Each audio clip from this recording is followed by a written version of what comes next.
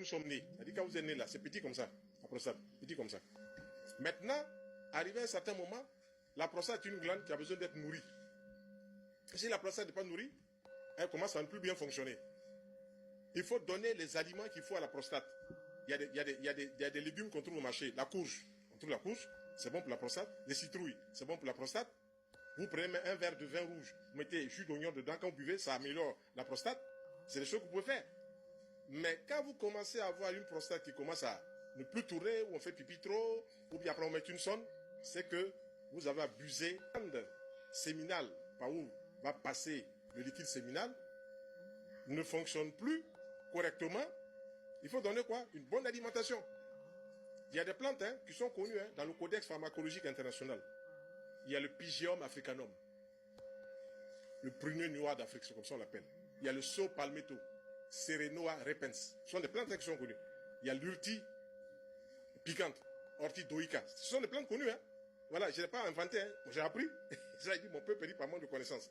J'ai appris, quand vous venez, je vous dis, il faut prendre ça. Quand vous prenez ça, vous avez une amélioration. Une amélioration rapide.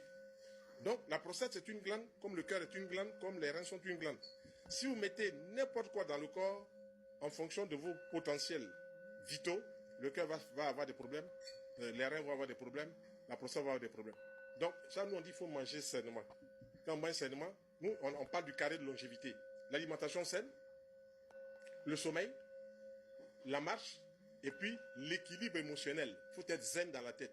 Je suis résolument optimiste tous les jours. Ça va pas haut, ça va haut. Je suis résolument optimiste. En vertu de la loi d'attraction, ce que tu attires là, c'est ce qui vient. Si tu passes toute la journée à radoter, à te plaindre de ça, c'est ça qui va venir chez toi. Donc, moi, je préfère penser à ce qui est positif pour que ce qui est positif vienne chez moi. Ce sont des lois naturelles, ce sont des lois spirituelles, non religieuses. Elles sont là dans l'univers. Voilà. On est venu, on a trouvé ça, on va partir, ça sera toujours là. Les oranges, les mangues, les papayes, les bananes, les pommes, les corosols, les quoi, tous ces fruits-là qu'on a sur le terreau, les pamplemousses, tout ça fait un cocktail de petit déjeuner. Il faut dominer un peu la nature là. Se plaindre tout ça. Non, non. Moi j'ai fruits. À midi, grosse assiette de légumes. 2 carottes, un chou, 2 tomates.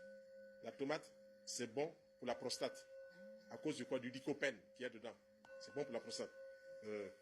Des choses, des betteraves, des céleris. Tout ça là, vous coupez. Et puis vous mettez ça, c'est les branches.